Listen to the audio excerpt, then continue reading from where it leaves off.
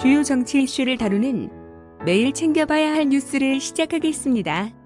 지금 보시는 사진은 뉴욕 맨하탄 미드타운 5번가에 있는 백화점 관계자들이 흑인 사망에 항의하는 야간 시위를 앞두고 과격 시위로부터 매장을 보호하기 위해 판자와 철망으로 방어벽을 구축하는 장면입니다. 또 하나의 사진은 한 상점 주인이 흑인 사망의 과격 시위로 파손되고 약탈당한 매장을 살펴보는 장면입니다. 흑인들은 시위를 해야지 왜 약탈을 하나요? 이번 미국 흑인 사망에 대한 시위는 분명 인권을 가장한 폭력 시위일 뿐입니다. 당신들 스스로 무분별한 폭력과 약탈로 명분을 잃어버린 겁니다. 세계는 흑인 시위를 절대 통주하지 않을 겁니다. 미국 흑인 시위가 약탈과 폭력으로 얼룩지면서 현재까지 한인 피해액만 183억에 달한다고 합니다. 사정이 이런데도 몇몇 국내 연예인들은 미국 흑인 시위를 지지하고 있습니다. 흑인 시위를 지지하느니 지금 한국에서 일어나고 있는 부정선거 의혹 진상규명을 촉구하는 블랙 시위나 지지하길 바랍니다. 같은 아시아권 홍콩 민주화 시위는 무관심이면서 미국에 일어나는 일에 왜 그렇게 관심이 많으신가요? 특히 홍콩 시민을 무자비하게 폭력 진압하는 중국이 그렇지요? 중국이 지금 미국의 인권 운운해가며 뭐라고 시불렁거릴 처지입니까? 민경욱 전 의원은 자신의 페이스북을 통해 재계 투표용지를 건네준 제보자의 사무실을 검찰이 오늘 압수수색했다고 합니다. 역시 검찰은 그를 공익 제보자가 아닌 절도 혐의자로 보고 있습니다. 검찰이 이번 부정선거를 수사할 것이라는 믿음도 희망 고문에 불과한 걸까요? 라고 물었습니다. 검찰 기소 맞는지 시민들이 판단해달라. 이재용 삼성부 회장은 또다시 구속이 임박하자 과연 기소가 타당한지 검찰 말고 시민이 판단해달라고 호소했습니다. 대기업 총수가 검찰 수사심의위원회라는 국민의 판단을 요청한 건 처음입니다. 이재용 삼성부 회장의 최후 요청에 우린 뭘 해야만 하죠? 이처럼 여기저기서 중심을 잃고 휘청거리는 검찰에 대한 불만이 터져나오고 있습니다. 검찰이 좌파 정권에 완전 충견이 된 모양입니다. 더 이상 검찰을 기대할 수 없을 것 같습니다. 그렇다면 마지막은 국민봉기뿐일 테죠. 유튜브 채널 가로세로 연구소가 3일 오후 조혜주 상임위원을 포함한 3명의 선관위 직원들을 공전자 기록 변작죄, 증거인멸죄, 직권남용죄 등 혐의로 대검찰청에 고발했습니다. 가세연은 본인들이 생방송을 했던 지난달 31일 전후로 선관위 홈페이지에 선거 결과 내용이 바뀌었다고 주장했습니다. 가세연은 지난 5월 31일 오후 7시부터 전주에서 발견된 10명의 유령 흔적이라는 제목으로 방송을 했다며 중앙선거관리위원회 홈페이지의 선거 통계를 토대로 일부 선거구 사전투표에서 선거인 수보다 많은 투표수가 발견된 사실 등을 내용으로 한 것이었다고 말했습니다. 이어 방송이 끝난 이후 중앙선관위 21대 총선 결과 내용이 바뀌었다는 제보가 들어와 확인해봤다며 가세연 방송 전에 중앙선관위의 선거 통계 화면을 캡처한 것에서 주로 투표수를 선거인 수에 맞게 고쳐넣는 방식으로 내용이 변경된 것이 여러 건 발견됐다고 했습니다. 가세연은 선거 결과를 수정한 행위가 공전자 기록의 변작에 해당할 수 있다는 입장입니다. 가세연은 중앙선관위 홈페이지에서 공개하고 있는 21대 총선 결과는 형법 227조에 의해서 규정하고 있는 특수매체 기록에 해당한다고 설명했습니다.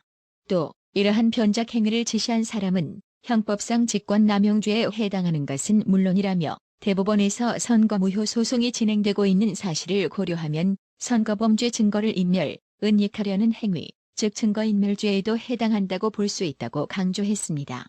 가세연을 대리해 고발장을 접수할 예정인 강용석 변호사는 대법원에서 139건의 선거무효 소송이 진행되고 있는 상황이라며 선거 결과가 수정된 것은 중앙선관위가 부정선거에 직접 개입했다는 것을 자인하는 행위라고 밝혔습니다. 최강욱이가 기자회견이 있다면서 일방적으로 재판 중단을 요구해 논란이 일고 있습니다. 조국의 아들 조모 씨의 인턴 확인서를 허위로 작성해준 혐의로 기소된 최강욱이는 2일 법정에 출석했습니다. 최강욱이는 재판이 시작된 후 불과 30여 분 만에 여의도 국회에서 열리는 기자회견에 참석해야 한다며 재판을 최대한 신속하게 진행해 줄 것을 요구했습니다. 최강욱의 변호인은 최강욱 없이 재판을 진행해도 되겠느냐고 재판부에 요청하기도 했습니다. 이에 재판부는 형사소송법상 위법하다. 허용이 안 된다면서 어떠한 피고인도 객관적인 사유가 없으면 변경해주지 않는다고 답했습니다. 그럼에도 최강욱 측은 한동안 항의를 이어갔다고 합니다.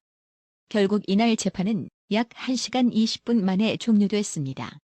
한 달 전에 잡힌 기일인데 같은 날 기자회견을 잡는 게 부적절하다는 취재진 질문에 최강욱이는 질문의 요지가 부적절하다며 당대표가 당대표의 도리로서 국민에게 자리 갖는 게 당연하다고 주장했습니다.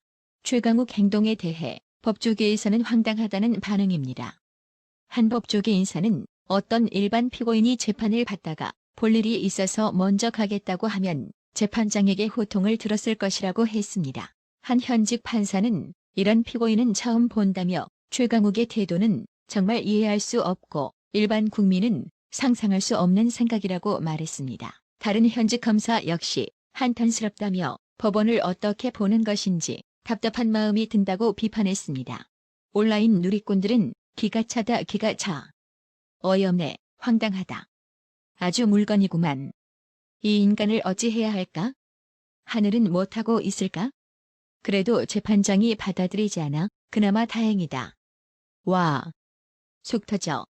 이런 시부랄 세상이라고 최강욱이 오만하며 개탄했습니다. 미래통합당은 논평을 통해 다음 재판 날짜가 이미 잡혀 있음에도 버젓이 기자간담회를 잡아놓고서는 재판부와 검찰 탓을 했다면서 이유를 물어보는 기자에게는 윽박을 지르며 언론 비하 발언도 서슴지 않았다고 지적했습니다.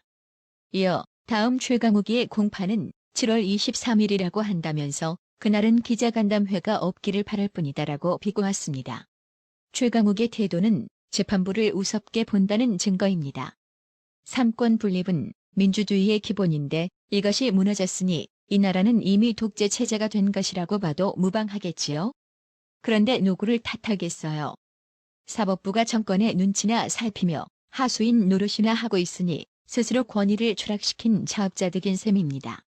집무실에서 여직원을 강제추행한 혐의로 신청된 오거돈 전 부산시장의 구속영장 기각으로 사법부에 대한 불신이 커져가고 있습니다. 부산지법 영장전담인 형사 1단독 조현철 부장판사는 2일 오전 시장이 범행 내용을 인정하고 있고 증거인멸 등의 염려가 있다고 보기 어렵다며 오거돈 전 시장에 대한 구속영장을 기각했습니다. 진짜 이제 대한민국의 감옥소는 전부 우파들만을 위한 시설인 것 같습니다. 좌빨이들은 범죄 혐의가 인정되는데도 불구하고 무조건 구속이 비켜가는 특수한 현실 속에 살고 있습니다. 이에 대해 판사 출신 이현주 전 의원은 페이스북을 통해 분노의 글을 남겼습니다. 이현주 전 의원은 대한민국 여성들을 우습게 보다 못해 아예 대놓고 비웃는군요. 이게 말이 됩니까? 이런 상황을 보면서도 직소리도 못하고 가만 있는 게 말이 됩니까? 죄가 중대하나 증거가 확보되어 기각한다고요? 장난칩니까? 뭐가 확보되었는데요? 언제부터 우리나라가 그렇게도 불구속 수사 원칙에 충실했습니까? 범죄가 중대하다면서도 불구속할 정도였나요? 그리고 증거가 확보되었다? 설마 한이 드러난 게 다라고 생각하는지요? 성폭력 사건의 특성상 피해자는 진실을 다 밝히길 두려워합니다. 피해자인 평범한 어린 여직원, 가해자가 시장이란 것만으로도 엄청난 압박일 텐데 그 압박을 뚫고 겨우 입을 열기 시작했더니 멀쩡히 석방된다? 더 이상 할 얘기가 있어도 감히 할까요? 이런데도 증거가 다 확보되었다? 상식을 벗어나는 말입니다. 영장을 기각한 판사가 비상식적이든지 영장을 청구한 수사기관이 신용만 한 거든지 둘 중 하나입니다. 게다가 설마 하니 오거돈 시장 성추행이 이번이 다라고 생각합니까? 광역시장이란 자가 멀쩡히 집무실에서 어린 여성을, 그것도 자기 밑에 있던 여성을 그리도 대담하게 추행하다니요? 그런 자가 설마 그 짓을 처음 했다고 믿습니까? 만에 하나 상습범이라면 그래도 증거가 다 확보되었고 수사에 문제가 없다고 할 겁니까? 이렇게 영장을 기각해서 멀쩡히 걸어 나오면 혹여 밝혀지지 않은 사건의 피해자들, 공포에 떨고 있는 피해자들은 어쩌란 말입니까?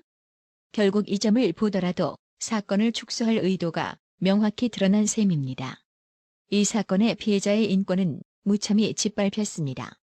불안과 공포에 떨다가 겨우 용기 내 신고했더니 최초에 신고한 기관에서는 드려 가해자를 감싸질 않아 이제 사건이 드러나 진실이 밝혀지고 자신이 당당해질 수 있으리라 기대했더니 대놓고 별거 아니라는 식으로 영장을 기각하는 걸 보고 무슨 생각이 들겠습니까?